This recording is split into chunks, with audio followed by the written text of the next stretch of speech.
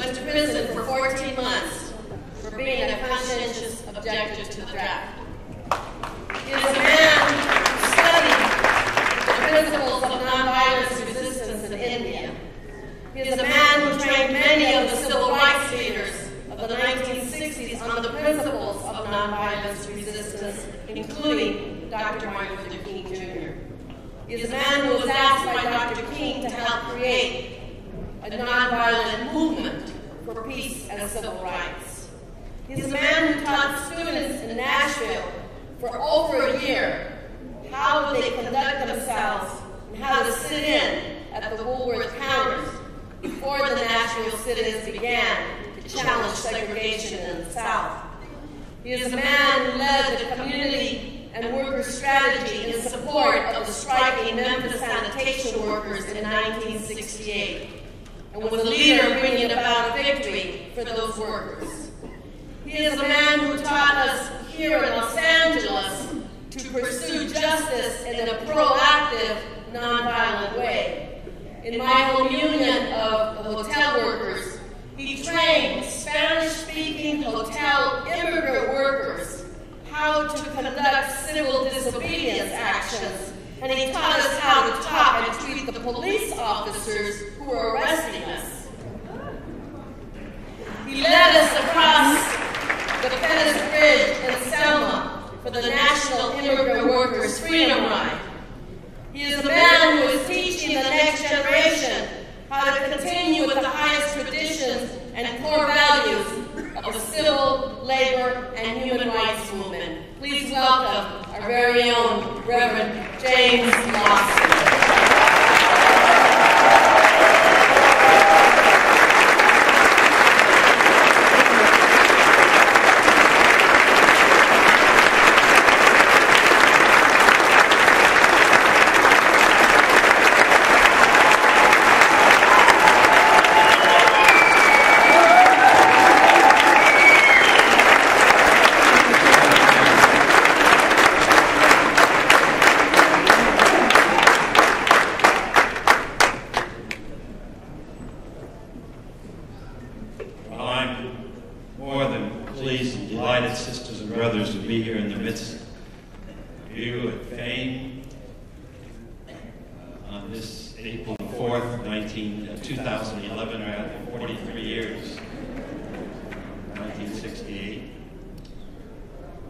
Los Angeles, of course, is my home. And while I've been traveling a good bit the last 4 or 5 years, I've closed down my contracts in Nashville and elsewhere so that I can give more attention and time to my life, my family, my grandchildren, the rest of it, and to do what I can again here in Los Angeles, because we have not yet arrived at the promised land where there's equal access, equal justice for every man, for every woman, for every boy, and for every girl in the city and in this country. What I see here this evening is our waking up to the fact that we still have a long way to go if we're going to see achieved the benefits of freedom and truth for all of us. So I'm delighted to be here. I'm pleased the International AFL-CIO has designated this day of action across the country. I am delighted to be here with Bill Lucy, Brother Bill Lucy, who I met as a very young man in 1968. Learned to love him as a brother and learned to love his poise and dignity and his passion for the union and his passion that the 1,300 workers in Memphis, Tennessee would achieve a modicum of change in their condition through their strike. So I'm just very glad to be here. Dr. Hunter, this is the most important spot that's been across the decades here in Los Angeles for struggle. How wonderful it is to see you here and to know that in fact we represent this country. We represent the world.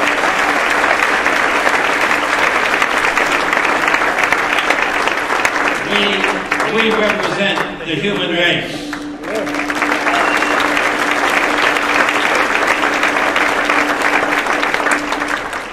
The governors in our country who are calling for the nation to recover its economy on the backs of workers are, in fact, nothing less than plantation owners. They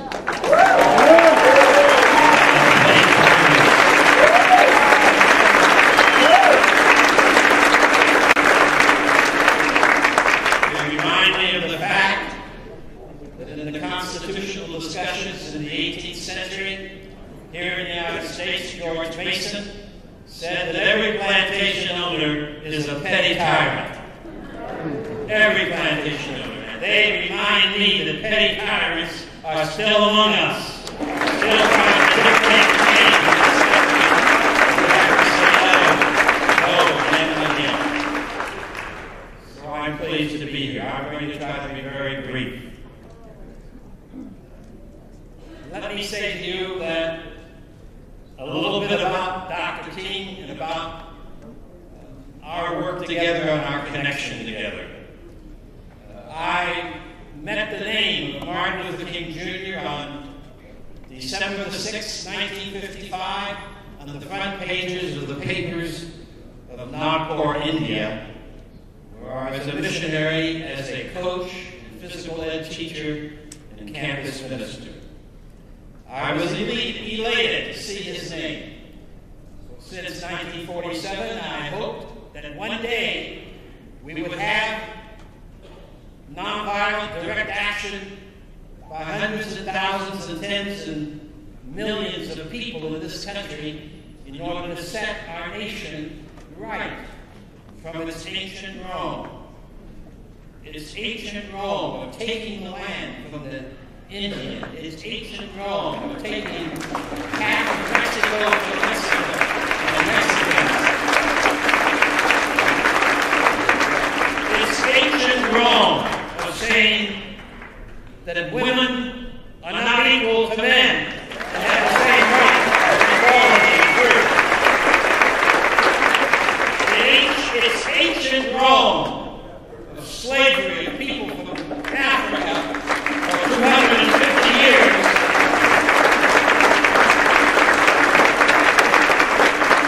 So, for me, it was an extraordinary day to meet the name of Martin Luther King Jr. and the first, at least in the last half of the 20th century, the first great direct action struggle in the United States in Montgomery, Alabama. Now, I want to remind you that's what we must do again in the 21st century.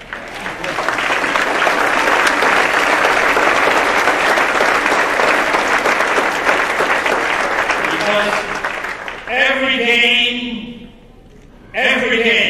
that we, the people, have known in the last 100 or 200 years in this country has come from the sacrifice and the suffering and the discipline and the labor of ordinary people like ourselves who forced our sheer people's power, forced Congress to look at a different agenda, forced General Electric to see that workers are human beings who deserve their wages and their benefits for their work.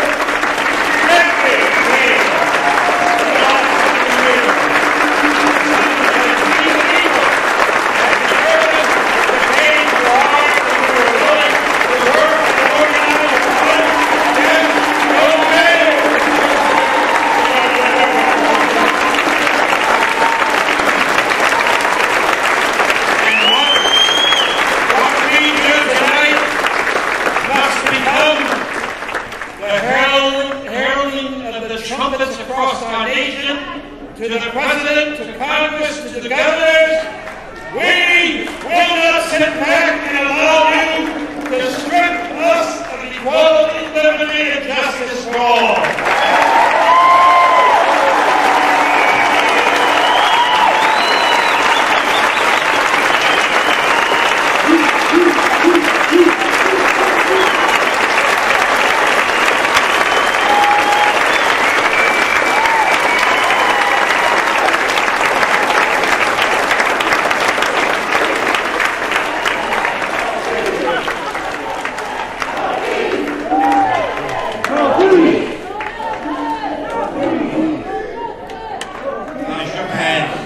I shook the hand of Dr. King the first time on February 6, 1957 in Ohio, where I was in graduate school for my theological studies.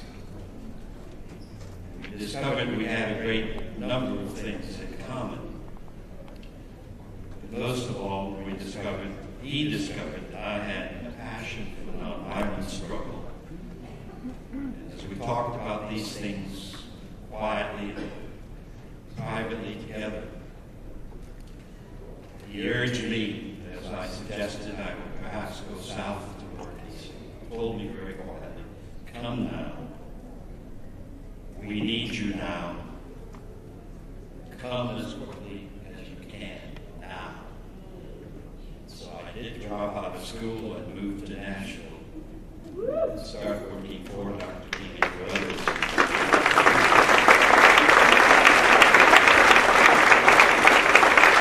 The last time I saw Martin King, the last time I shook his hand, was on the afternoon of April 4th, 1968, at the Lorraine Hotel.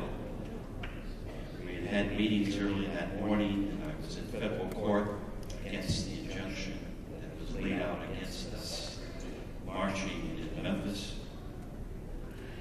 And I went back in the afternoon to see him again so that we could talk about the strategy for the march that we were organizing in Memphis and the like. And about 4 o'clock, I left him in the afternoon, saying that we'd see each other later that evening. So April the 4th for me is a day of, April the 4th is a day for me of vivid memory.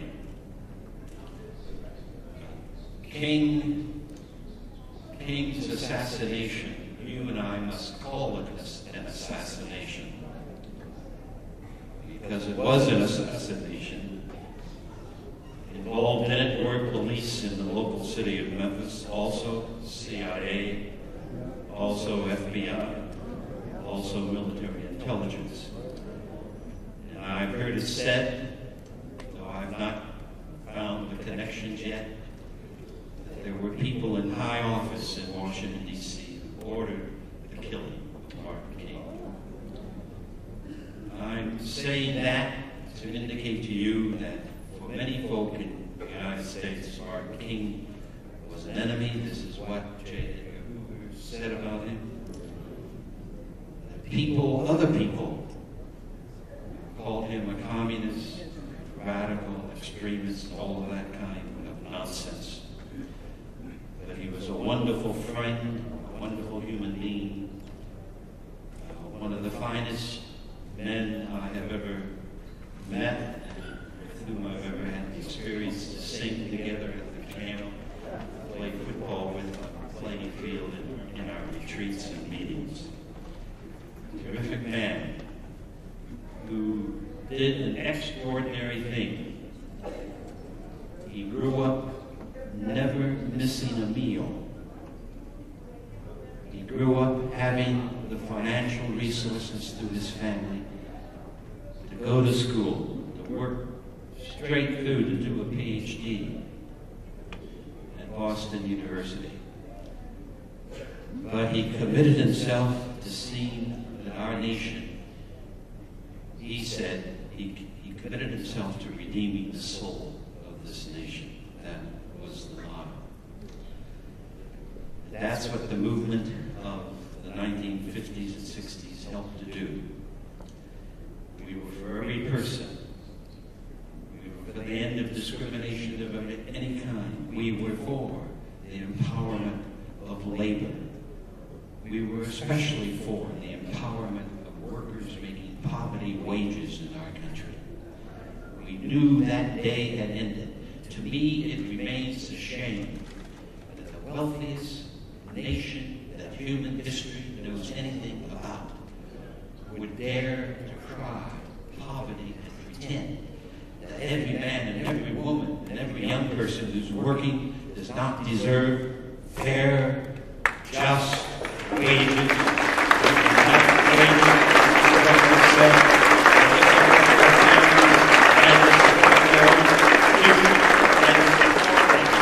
the environment in which they live. Nothing less than that is adequate for any of us, or for any person. What I urge us to do in talking April the 4th, 2011, is to tell the powers that be in our nation that we're not going to listen to the propaganda that seeks to keep us divided from one another.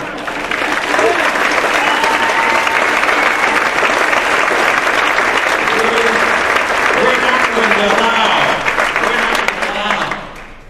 what someone has called here this evening class war, but I say it's something worse than that. It is an example of the powerful and the wealthy wanting to dominate 310 million people in this country, and to do it, they must somehow keep us from joining hands across gender, color, complexity, class, religion, and every other kind of division, and demand together that we are one people, as already said this evening, and we want justice, equality, liberty, access for all of the people of our land.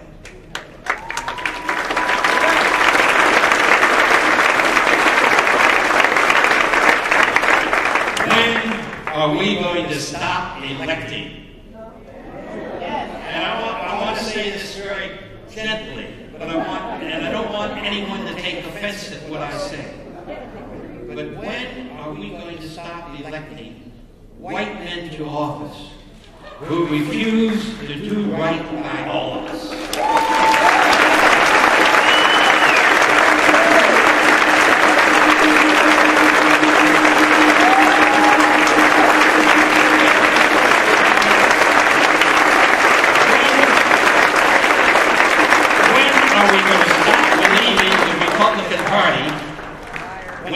Campaign in the year 2010 talking about jobs, and then go to Congress and the first bill they support is an anti-abortion bill. When are we going to stop that nonsense?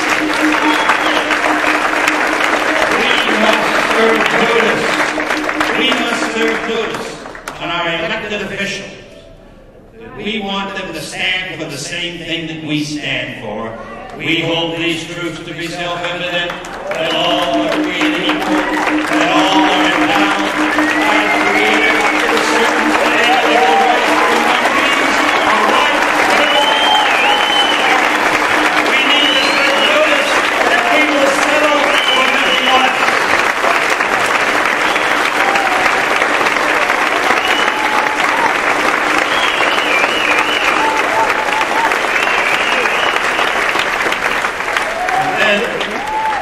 Sisters and brothers, what we must do is organize, we must mobilize, we must train ourselves, we must discipline ourselves, we must walk, we must talk, we must march, we must go into the jails of Los Angeles or Wisconsin. We must prepare to unite as we've never before been united. We must engender a power that will cause the principalities and powers of our nation to stumble and fall, to resurrect in their stead truth, new institutions, and make